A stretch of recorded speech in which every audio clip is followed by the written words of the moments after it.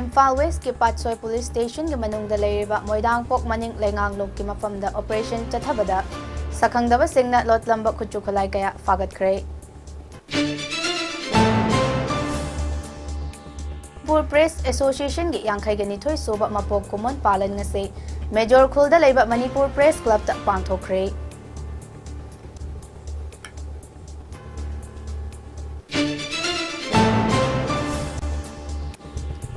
Ngarang ningol chako bagi thoram pangthok pagi mahutta ningol oibisingna fimu setuna amadi chara henduna lekai lekai da paksana wakat mifam famkre.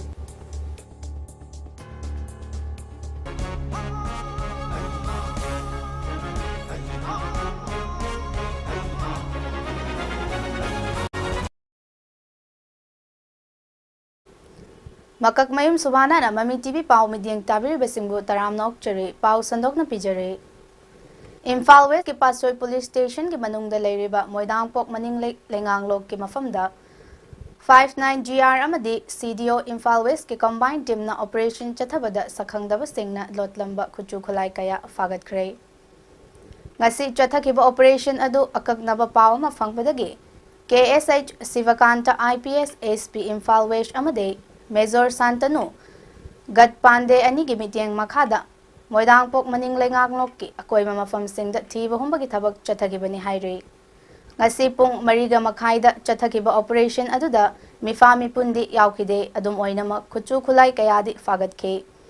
AK-47 ama pistol ga magazine ama live hand grenade number kuntraga tarok loinana detonator ane asina chungbani hairi.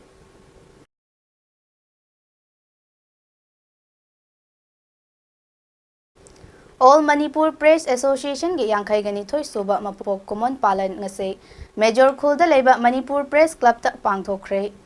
Thoram aduda AIFMP New Delhi ki President Raghavendra N Datta Boria AMPA ki President Sanjam Surjit BOSEB ki Secretary Dr. S Manijau Singh AMWJO ki President Bijoy Kakching Tabam Amade AMPA ki Advisor L Bumasor Singhna Chief Guest President Amade Guest of Honor Oike Thoram aduda Bijoy Kakching Tabam na haike hauzik chathariba kanglop ki rang ase tha taruk henjilakle masina aikhoi gi economy da achoba safu ama pere hauzik lan manung oibana aikhoi gi sel thongi fibam angak pafangna sokchile lamdam se gi industries printing press amade atopa business loina chap leble masim yamna chumdaba thongni aikhoi lan manung oirabaso economic activities amade business lepa yade economic activities leplabade lan maithigani Russia amadi Ukraine na land tauna economic activities lepte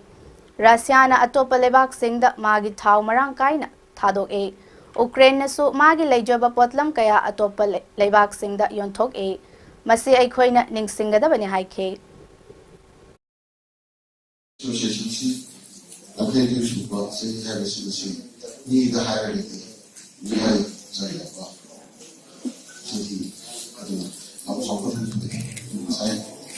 I will say, Cyber Manga, also, I didn't agree.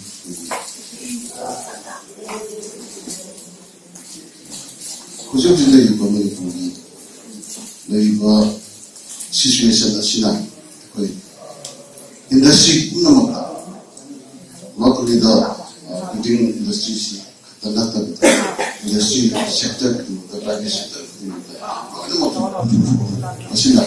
kuri state city economy si kaisa bagi masih mereka perlu lagi so itu awal baru main lagi. Aduna, semua mereka lal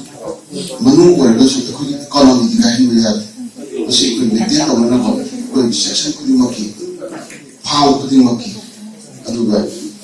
W promoki equally London City people could not have so guided from the machine economies and about economies I thought really could Nancy with Matibas economies Ngarang hiyangai gi nini pan ba ningol chako ba thoram lamdam se gi yumthong khuding da amata pangthok na khidre Ningol Chakobagi Thoram Pangthokbagi Mahutta Ningol Oibisingna Fimu Setuna Amade Chara Henduna Lekai da Paksana Wakad Mifam Famkre Loinana Tha Taruk Helaklaba Kanglup Ki Irang Asida Marayba Kidamak Thawai Kat Kraba Athoba Singi Mafamda Ikai Kumnaba Utpaga Loinana Awawa Fongdoke Numit Asida Lamdam Sigi Nupi Singna Lambida Thoraktuna Arak Pagari Sing Check Tauduna Chako Bachat Prahaini Yang Sinke Maduda Ningol Chako Balakpa Nupi Khara Makhoina Purakpa Pochai Gari the Gilotok Laga Mayum the Halan Ki Haire. Numit Asida Tawai Mirel Mitiang Makada Paksana Chara Henbaki Kongjang Changsin Ke.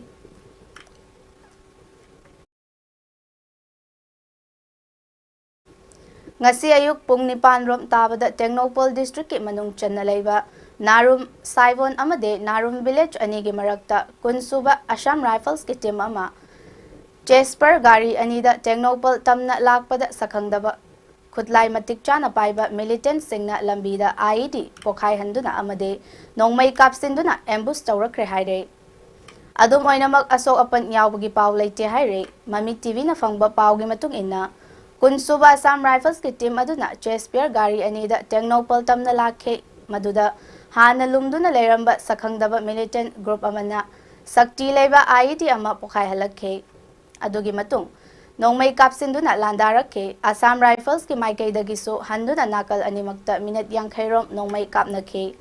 kapnaba aduda Assam Rifles ki maikai da asok apan amata yawkhide haire thodok thokfamda ahenba security force sing changsinduna sakhangdaba militant sing adugi khonggulli naba operation chathakhe mifa mipun gi pawdi fangde chairak asida lona thingkraba lalholup ama oiriba PLA na Narum Saivon amade Narum Village ani gi marakta ngasi Assam Rifles ki mathakta ambush chawkhe haina claim tawrakle Manipur government na yum sana bagi selfam lauthok lakli base matang chade loinana government na lauthok liba selfam ase matik chade amuk hanna khanabina ba Churachandpur gi maitai victim singna mari leinama singi pukning chingsilakle Hiram asiga mari lena na ngase Manipur Press Club ta pangthokiba pawgi mifam amada Churachandpur Maitai Ethnic Class Victim Committee gi General Secretary Nabaning Thozam na haike Handakta Manipur government na lauthokiba yum sanabagi selfam ase Churachandpur Maikai gi oinade yaningde Government na lauthokiba pakagi yum amada lupa lakh tara semi pakagi yum amada lupa lakh taret amade Kachagi yum amada lupa lakh mga pigani hairiba ase Churachandpur gi maitai praja singna yabang amloy Pakagi yum ama sabada yamdrabada lupa lakh kuntradagi nifu fawba changlibane Government na pigani hairiba selfam aside yamande Mapi mapa oiraba singna miyamgi ihul khangna thabuk tawbiyo Mahakna makata na haike Khurai Kendragi mihutoiriba CAF amade PD gi Minister Lesangthem Susintro Maitaina media da phongdokiba wafam Churachandpur da khundariba maitai sing masagi lamgi pata paide haibadu Churachandpur da khundariba maitai singna thamoi sokna nungaite luraba irang marak sida asigumba yumfam yawdaba wafam media da phongdokpa ase yegnabana harawnaba thabakne maram aduda Minister Susintro na lebak miyamda sengdokpiyo karigumba sengdoktaba tarabade Churachandpur da leiba maitai singna pairiba pata sing Susindro gi mayumda loina pisingani haike Thokte maramdi ai yumde to busi ai changba ngamdraga kamaina ai congress da lo ka krai da yum saru dinu abo apun jaga thamjage athu matamda sakarna masigi warosi biro adu matunda sarkar gi side gi assessment fajana logiu aduga ai gi side gi victim gi assessment fajana logiu aduna concrete assessment law room matunda madu competence the lepiu busi hatu to le baja masi ekoi do nunga ekoi do thamoi nungai ko phawi tongjung ekoi no busi khaijaning se ekoi relief camp da le bisi yang nungai banate aduna ekoi relief camp da ekoi ju da le nung nang bizaraga ekoi noina photo ka da ekoi thamoi da nungai banate yang no wai aduna adugi awa do khangda bida noisu kaya tare koi noi yumdo mai tharaga noi na chana suga hatuge adu relief camp da leiro koi relief camp da leiro mayam ja koi mulaga kari cheng hawai thum moro ngari ngatai kilo koi pi rage adu koi photo ka pala ka du ngai remo adu ne ba koi do su kono koi de yam ngai bisa aduna masigi irang sima akoi yam thuna loisan ba pame aduga akoi compensation ki matang sima de akoi sunga yam ngamjaroi maram de ai yum lupa lakh tara lakh thani pu yang kai changmadan lupa lakh tara bi ya sa isu akoi chusa bugi maitai community oina de akoi yam sung ngam ha jeng mo Imphal West ki manung channa leiba Kadangban khulda hauzik thokliba kanglop anigi irang asina maram oiraga yamna toina nongmai kapnaba amadi aki akhang kaya pokhanba maramna khul asigi miyam mipaiba poknare oirakliba fibam asida yamna wana hodnaduna ujarakpa law pari chamarom akiba leibadagi lokpa ngamnadre hiram asigi matangda security pibinaba haiduna lengakta kayarak haijokiba leikhrbani ngasi fawwa thabakta onthokpide adubu thawai tharabasu lawdi loktaba yadabanina thawai yolagasu lokani haina mafam asigi miyamna fongdoknarakle hiram asigi matangda mami tv ki akhanaba team amana Kadangban chatuna mafam asigi khunja singna thengnariba khudong chadaba sing hak thengnana yengsilobada Kadangban youth club ki secretary thinguzam chinglen yauna tongan ba miyoi singna lengakta thaksinduna paudam lakhiba wafam khara taminase mang da ta vai ga di ko lo pantha la panina ko lo si lok na ba da ko tinya da nang le ru na ma ko lo lok pa ngam da gi ko state sarkar gi site gi security gi tangai ba da lai ba to boning ba ko ina tangai pa da na ji lo ge ba ma ta ro ju se to ko tu si thai na gi da mai na yegi do na ta no jikti machine ngang ga do ko do am ma le ni am sang do le ba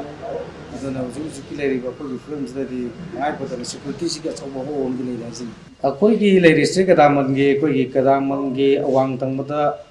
lo pari ni fu kare hen ba do ma ka tang ma da lo pari ni fu ma ta ki mu ki samu mu ki sumaina samu mu ki lo ka do ge ko gi Legere si masih tang kita ni kena au pori sama lo pai sing se inget tulisan besar ro adun man merkan da ko di tangai patana ko security gi si yang tangai patana koi tha taruk mukse yamna nungsiba amaga loina na yamna sauthuk saba amaga loina na koi sagilam sagi laikai ko gi pongno famma Manipur gumba ko gi chuk phajaba stima kahelo e bogya sada koi isina amatta chithaba leitana koi no ma mi chama ga kun thokse dona pa sama kun thokse dona no ti ngai ba si yang kuina ngak ka doino haibadu di haiba ngamdaga su tawatu bo akoi na noksang da I khara yaw ge di akoi sidai da lairiba akoi gi praja sing sina akoi gi thangnariba lairiba kunun sing koina tatuk sakra bang pom sing sida aibadi moina laga tawrebe attack sing si karama makal ge tengyo di kang de tawadu moi akoi karam kanda to ka duna aibadi ngamde tawadu koi tok de to ka do mande koi waro shirma lak tribok te koi adumak nga khigene ab suma tamne koi gi laibiri ba leader sing puna mon hena kambira bani nomaina di waro situ dia koi pudi ma wari amada ground amada karam condition da sana ga dona abudi di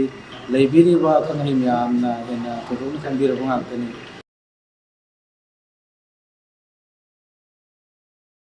Security Force na hawkiba pungkun gamari da kakching amasong Kangpokpi district ki chingnaba mafam sing da thiba humba ki thabak chathakre haina police control room na thadorak pacharal amana haire Imphal West ki tongan mafam sing da mobile vehicle check post thamduna gari check tawbada miyoi ama nongmai point kuntraga ni thogi pistol ga konana faraba miyoi asidagi kapa yariba maru manga yawa magazine ama bulletproof jacket ama magazine kapnaba hapnaba khaw ama helmet ama mobile phone ama amasung number thadaba Mahindra Thar jeep ama recover tawre National Highway number kuntraga tareta tangai fadana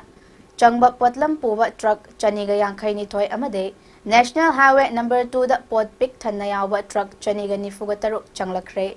chingnaba mafam sing da matik chaba security thamduna gari sing asoi angam thokhandanaba cheksin thorang lokhatle Ching amasung tamda leiriba tongan ba district sing da check post chamaga kuntraga manga hangdokre State asige tongan district singda hingsa tawbada chenaba lamhenba miyoi listing amaga yankaiga mathoi police na detain tawkre. Loinana miyamna police tagi lakhiba nongmai shik manak nakpa police station amade security force ta sinabiyo hainasu police control room dagi thadorak picture asna makha tarakle.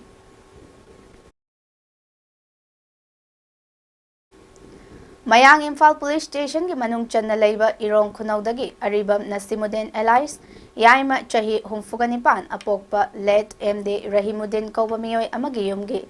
thongalda sakhangdaba singna hand grenade ama thamlamle. Bom adu ngasi ayuk anganba pung mariga minute nifuga mangarom tarakpada Nasimuddin masana thengnarakpani haire. Mayang Imphal Police Station ki OC in charge Nabaziban na luchingba team laktuna Thawdok adubo yengsinbagi thabak chathakre loinana grenade thamjilambagi thawdok adubo yaningdaba phongdoktuna laikai miyam amade club na sinduna wakat mifam chathakre wakat mifam aduda saruk yakhiba miyoi singna thokhan ningdaba thawdok sing thokhan bigano authority da mityeng changbiyo yumlakta bom thamlamba yaningde haina thaba placard sing sijinaki haire. Expert laktuna nungthil pung aniga minute taraga mangada bom adu asoy angam yaudana lokhatkre haire. Thaubal district ki chingtham maning lekai da leiba sapam manglemba apokpa sapam achowigi law yainaba thamba law lawrak amagi fau masak khangdaba singna mai tharamle. Faubai mai tharambagi thaudok adubo nungaitaba phongdokpo oina all Thaubal District United Clubs Organization ATDU COG President Rajan Leshangthem na luchingba team ama chatuna selgi tengbang pikre. Yengsinbagi khongchat aduda sarugyakiba ATDU COG Advisor Mutum Tombi Machana Paumi Singdahai imong amagi chahi ama chajanaba wana honaduna law palaba lawrak amagi fau mai thadoktuna manghan biramba haibase yamna chawkhataba laibak macha tadaba thodokne. Thawdok asi ATDU siona akan mamongda condemn tawe. Thawdok asi da chenaba miyoi khudengmak mari lainaba singna faduna matik chana chairak piyo haiba wafam so ATDU COG Advisor Mutum Tombi Machana phongdokhe. Handaki lawfam si law si uba si onthoro wana mayam si loi unai punghun haibadu tawrga adubu laibak thibidi kanagumba mathong huktaba haigadra migi wakhalon chendaba haigadra miyoi karana ngarang numidang asi pung tari mong tabda mai tharok pirame pawbai hairiba asigumba yengo phau si asuki madik phajana panba asuki wan honoraga adu phau si loi mai thadu ome yengo asumaina mai thadu ome ba phau sing si hojik imung si khakna matau karamna leibak asuk war ba chi ro tanja sida kari haina sar kari sari hingani kari honoraga legini koi honor reserve kari kanari masi aduki matik all Thaubal District United Clubs Organization adukona aduki matik highly condemned tawe loina masi daida mai tharo pona tragana masi phatna tharang tor mi basingdo athuba matamda mari lena basingna kuthona na bhona biu amasung dandi pibiu. Cancer laina matam chana khangdokpa amasung masidagi matau karamna ngakthokadagi haibagi matangda miyambu wakhal tahanbagi thoram ama Thaubal District ki Leisangthem Keli Makhongda pangthokre. Karkinos Manipur Cancer Institute and Research Center Jenims Campus na Leisangthem Awang Lekai Youth Center LALYC amasung Lamjingba Mayra Village Level Federation ga khutsamnaraga sinba awareness kam early detection of cancer haiba thoram aduda T Biren Singh President Leisangthem Awang Lekai Youth Center Dr. Rajo Head Department Anesthesia Karkinos na thoram gi President amasung Chief Guest oina sarugyake. Thoram adugi sarug amo oina Dr. MD Khurshid Alam, Dr. Okram Arpana, RMO na cancer lainagi maramda resource person oina wangang ke haire.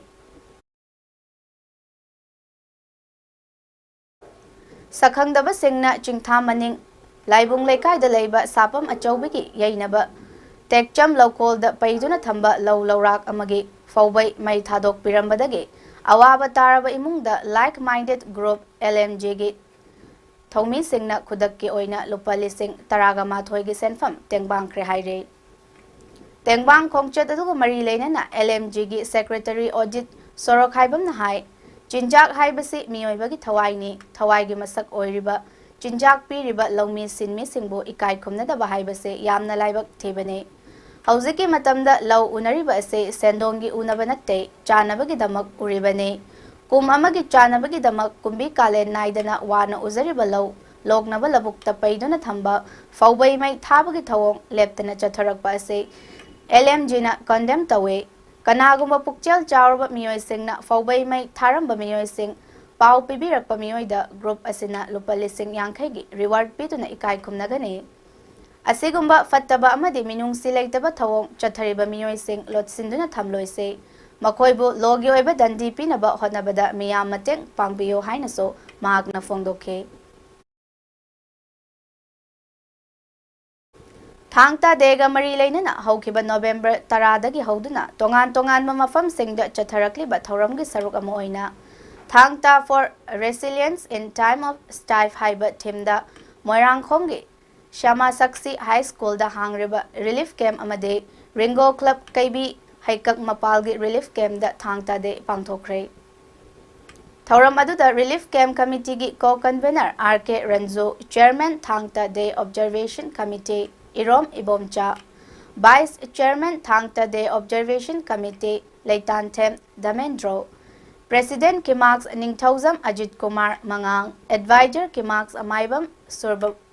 ꯁꯨꯔꯖꯕꯔꯣ Meitei, committee member Ngangbam Inaobi, ꯀꯤꯃꯥꯛꯁꯀꯤ former education secretary ꯃꯥꯂꯦꯝꯉꯥꯟꯕ ꯇꯈꯦꯜꯂꯝꯕꯝ ꯑꯃꯗꯤ relief ꯀꯦꯝꯞꯇ ꯂꯩꯔꯤꯕ ꯏꯟꯃꯦꯠꯁꯤꯡꯅ ꯄꯨꯟꯅ ꯄꯥꯡꯊꯣꯛꯃꯤꯟꯅꯈꯤ ꯍꯥꯏꯔꯤ꯫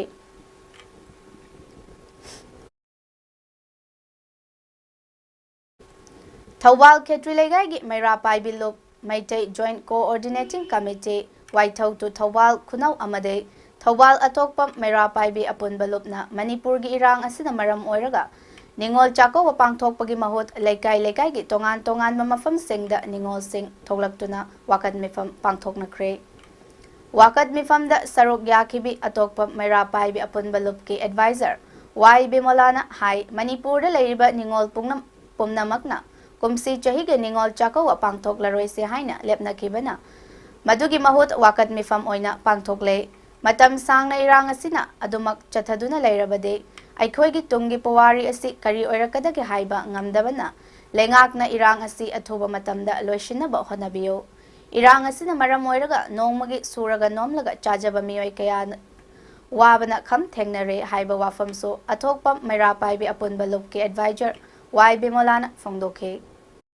ꯍꯤꯌꯥꯡꯒꯩ ꯊꯥꯒꯤ ꯅꯤꯅꯤ ꯄꯥꯟꯕ ꯅꯨꯡꯉꯥꯏꯔꯕ ꯅꯤꯡꯉꯣꯜꯁꯤꯡꯒꯤ ꯍꯔꯥꯎ ꯇꯌꯥꯝꯅ ꯑꯔꯩꯕ ꯂꯩꯇꯕ ꯊꯤꯗꯨꯅ ꯃꯄꯥ ꯃꯃꯥ ꯃꯕꯨꯡ ꯃꯧꯄ꯭ꯋꯥ ꯀꯌꯥꯒ ꯆꯥꯃꯤꯟ ꯊꯛꯃꯤꯟꯅꯗꯨꯅ ꯕꯣꯔ ꯄꯤꯅꯗꯨꯅ ꯅꯨꯡꯉꯥꯏꯔꯕ ꯊꯧꯗꯣꯛ ꯑꯁꯦ ꯅꯣꯡꯃ ꯋꯥꯠꯂꯤꯉꯩ ꯅꯤꯅꯤ ꯋꯥꯠꯂꯤꯉꯩꯗꯒꯤ ꯍꯔꯥꯎ ꯇꯌꯥꯝꯅ ꯂꯩꯒꯗꯕ ꯅꯨꯃꯤꯠ ꯑꯁꯤꯗ ꯑꯩꯈꯣꯏꯅ ꯉꯁꯤ ꯃꯅꯤꯄꯨꯔ ꯄꯨꯝꯕꯗ ꯃꯤꯀꯞ ꯃꯤꯔꯥꯎꯈꯣꯜ ꯃꯆꯥ ꯃꯋꯥ ꯀꯥꯏꯅꯕꯒꯤ ꯄꯨꯝꯅꯃꯛ ꯑꯁꯤꯒꯤ ꯃꯤꯀꯞ ꯃꯤꯔꯥꯎꯈꯣꯜ ꯑꯁꯤꯒꯤ ꯃꯔꯛꯁꯤꯗ ꯀꯔꯝ ꯍꯥꯏꯅ ꯑꯩꯈꯣꯏꯅ ꯆꯥꯛ ꯆꯔꯥꯗꯣ ꯇꯧꯗꯨꯅ ꯑꯩꯈꯣꯏꯅ ꯍꯔꯥꯎ ꯍꯔꯥꯎ ꯆꯥꯃꯤꯟꯅꯒꯗꯒꯦ ꯈꯟꯕꯗꯣ ꯑꯋꯥꯕ ꯃꯌꯥꯝ ꯑꯗꯨꯒꯤ ꯐꯣꯡꯗꯣꯛꯇꯨꯅ ꯉꯁꯤ ꯑꯩꯈꯣꯏꯅ ꯆꯥꯛꯆꯥ ꯍꯩꯖꯥꯕꯗꯣ ꯇꯣꯛꯇꯨꯅ ꯙꯔꯅꯥ ꯑꯣꯏꯅ ꯐꯝꯃꯤ꯫ ꯃꯁꯤꯗ ꯑꯩꯈꯣꯏꯒꯤ ꯃꯩꯔꯥ ꯄꯥꯏꯕꯤꯁꯤꯡꯅ ꯄꯥꯝꯃꯤ ꯑꯩꯈꯣꯏꯒꯤ ꯃꯃꯜ ꯌꯥꯝꯂꯕ ꯗꯥꯏꯇ ꯄꯨꯝꯅꯃꯛ ꯑꯁꯦ ꯁꯔꯀꯥꯔꯗ ꯁꯤꯟꯅꯗꯨꯅ ꯑꯐꯕ ꯐꯠꯇꯕ ꯃꯈꯣꯏ ꯏꯄꯥꯅꯤ ꯏꯃꯥꯅꯤ ꯍꯥꯏꯗꯨꯅ ꯑꯩꯈꯣꯏꯅ ꯈꯟꯖꯔꯛꯄ ꯃꯌꯥꯝꯗꯣ ꯉꯁꯤ ꯄꯨꯝꯅꯃꯛ ꯑꯗꯣ ꯇꯥꯏꯌꯣꯟꯅꯕꯒꯤ ꯐꯤꯚꯝꯗ ꯉꯁꯤ ꯊꯥ 9 ꯁꯨꯖꯜꯂꯛꯀꯗꯧꯔꯕ ꯏꯔꯥꯡ ꯑꯁꯦ ꯑꯃꯨꯛꯇꯗꯤ ꯒꯚꯔꯟꯃꯦꯟ ꯑꯁꯤꯅ ꯁ꯭ꯇꯦꯠ ꯒꯚꯔꯟꯃꯦꯟꯅ ꯑꯗꯨꯒ ꯁꯦꯟꯇ꯭ꯔꯦꯜ ꯒꯚꯔꯟꯃꯦꯟꯅ ꯑꯊꯨꯕ ꯃꯇꯝꯗ ꯔꯤꯂꯤꯐ ꯀꯦꯝꯞꯗ ꯂꯩꯕꯤꯔꯤꯕ ꯏꯆꯥ ꯏꯁꯨ ꯏꯃꯥ ꯏꯆꯥ ꯃꯌꯥꯝ ꯄꯨꯝꯅꯃꯛ ꯑꯁꯦ ꯃꯥꯒꯤ ꯃꯐꯝ ꯆꯥꯕ ꯃꯐꯝꯗ ꯍꯟꯖꯜꯍꯟꯕꯤꯌꯨ꯫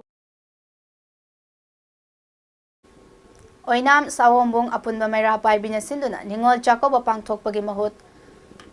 ꯃꯁꯤꯡ ꯌꯥꯝꯂꯕ ꯂꯩꯀꯥꯏꯒꯤ ꯅꯤꯡꯉꯣꯜ ꯀꯌꯥ ꯊꯣꯛꯂꯛꯇꯨꯅ ꯋꯥꯀꯠ ꯃꯤꯐꯝ ꯆꯠꯊꯈ꯭ꯔꯦ ꯍꯥꯏꯅ ꯑꯣꯏꯅꯥꯝ ꯁꯥꯋꯣꯝꯕꯨꯡ ꯌꯨꯠ ꯗꯦꯚꯂꯞꯃꯦꯟꯠ ꯀ꯭ꯂꯕꯅ ꯊꯥꯗꯣꯔꯛꯄ ꯆꯦꯔꯣꯜ ꯑꯃꯅ ꯐꯣꯡꯗꯣꯔꯛꯂꯦ꯫ ꯆꯦꯔꯣꯜ ꯑꯁꯤꯅ ꯍꯥꯏ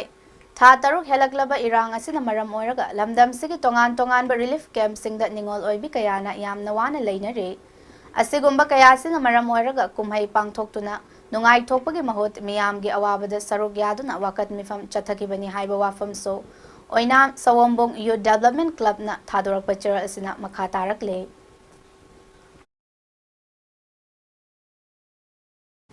ꯒꯚꯔꯟꯃꯦꯟꯠꯒ ꯁꯤꯖꯐꯥꯌꯔ ꯇꯧꯅꯕ ꯃꯔꯤ ꯂꯩꯅꯕ ꯑꯣꯊꯣꯔꯤꯇꯤꯒ ꯄꯣꯂꯤꯇꯤꯀꯦꯜ ꯗꯥꯏꯂꯣꯒ ꯇꯧ ꯍꯥꯏꯅ ꯇꯛꯁꯤꯟꯈꯤꯕ ꯑꯗꯨꯒꯤ ꯃꯍꯩꯅ ꯉꯁꯤꯗꯤ ꯇꯝꯄꯥꯛꯇ ꯕꯦꯖ ꯇꯧꯕ ꯂꯥꯜꯍꯧꯕ ꯂꯨꯞ ꯑꯃꯅ ꯄꯣꯂꯤꯇꯤꯀꯦꯜ ꯗꯥꯏꯂꯣꯒ ꯇꯧꯅꯕ ꯐꯣꯡꯅ ꯊꯣꯔꯛꯂꯦ꯫ UMOꯅ ꯁꯤꯟꯗꯨꯅ ꯀꯨꯝꯕꯤ ꯑꯋꯥꯡ ꯍꯥꯏ ꯁ꯭ꯀꯨꯜꯗ ꯄꯥꯡꯊꯣꯛꯈꯤꯕ ꯃꯤꯌꯥꯝꯒꯤ ꯃꯤꯐꯝ ꯑꯗꯨꯗ ꯏꯃꯥ ꯁꯔꯣꯖꯤꯅꯤꯅ ꯍꯥꯏ ꯍꯧꯖꯤꯛ ꯆꯠꯊꯔꯤꯕ ꯃꯩꯇꯩ ꯀꯨꯀꯤꯒꯤ ꯂꯥꯟ ꯑꯁꯤꯗ ꯑꯩꯈꯣꯏꯒꯤ ꯃꯤꯆꯪ ꯈꯣꯝꯕ ꯌꯥꯝꯅ ꯗꯔꯀꯥꯔ ꯑꯣꯏ꯫ ꯃꯩꯇꯩꯅ ꯃꯥꯡꯖꯧꯅꯅ ꯃꯤꯆꯪ ꯂꯩꯍꯧꯗꯕꯅ ꯑꯋꯥꯕ ꯈꯔꯗꯤ ꯅꯪꯈ꯭ꯔꯦ꯫ ꯉꯁꯤꯗꯤ ꯄꯦꯕꯦꯠ ꯃꯆꯥ ꯆꯥꯎꯅꯕ ngaiba oina aikhoigi asengba marup thiraga micham changbinaba Central Force ka samnaba darkar oire aikhoina micham thiba heitabadagi ahanbada aranba takre aikhoigi micham oigadaba Central Force sing lakpada lambida thatpa chumde chathariba lan asi maitaina mai paknaba CSO Club Maira Paibising pulak pulaga thengnamina UMO na irang hek horakpadagi ngasi fawba filda kumlaga thabak tawrakle Chief Minister na fam thadokpagi charol pisin balakpada resignation paper sagaibada lupa lakh tara sel chai haibadu yumfam yaudaba aranba paune National Highway da kanagumana ban tawba economic blockade tawriba se state amade central government na kudakta lephanbiyo haina so fongdokhe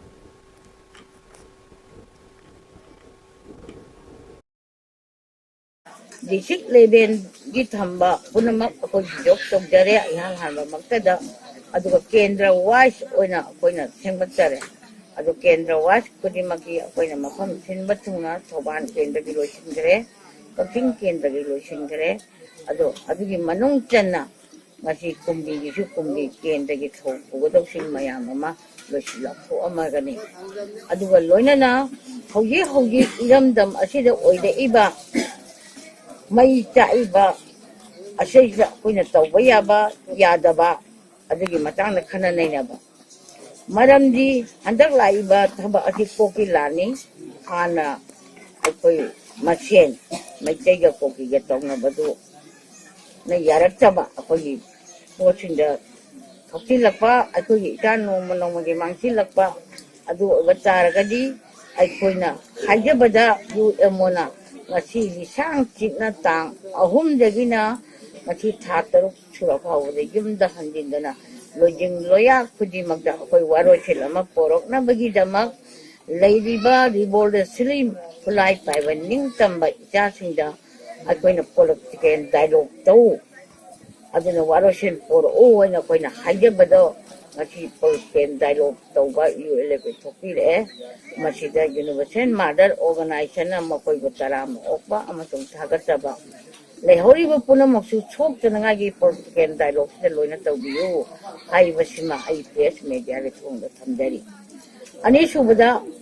hogi aikoi kokil lan chida ira leiriba ruling party oisnu opposition oisnu aduga leiriba frontier organization kudimak aikoi mingchat tanban natte UMO gi wakalon UMO gi pandandi ana so thamjagre aikoi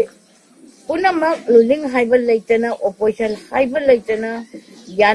yanaba thidana punna lepminnaga manaba kunai amana aikoi adugumba laiba tin koki oisnu amadi India government oisnu mogi lanmi oisnu akoi thengana bagdamta sem saminan chi haibado aduna hoji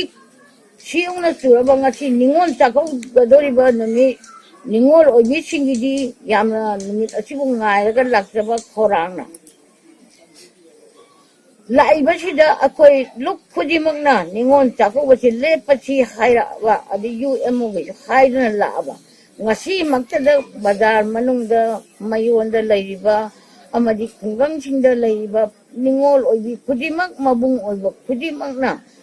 leibaki damakta funai damta chijiba icha ising jugdugi khallaga ningon takogdabada kari kaiba leibage pura laga ningon takobasi tawbigano adugi damak akoi ningon takogdana bagi damak ningon mayam se kumbi kendra sida leiba ningol oibi singche adugumba takogba chatte haibado khangna nagabugi damakta aikoina haiba ngasi convention ade chinbani aroibada maroiba pau amuka hanna pijare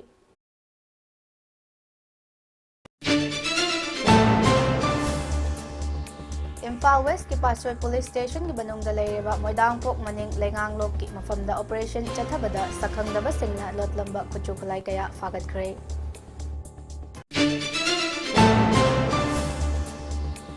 All Manipur Press Association ki Yankhai Thoi Soba Mapok Kumon Palan ngase Major Kulda leiba Manipur Press Club ta pangthokre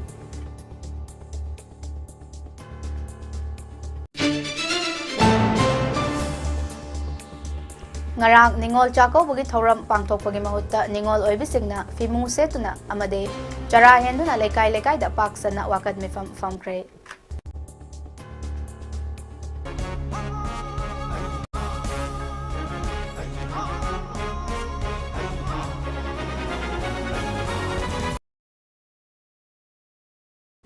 Mami TV pau midyang tabir bisingbo aroibada amuka hanna khurumjari